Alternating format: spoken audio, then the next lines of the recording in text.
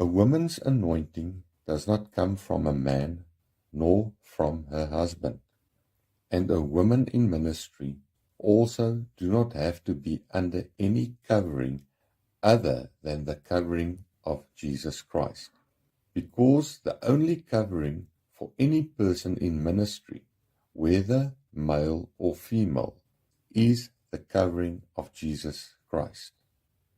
In ministry, Jesus is our only covering, no one else, whether you are a male or a female, and whether you are married or not. Men, do not get this confused.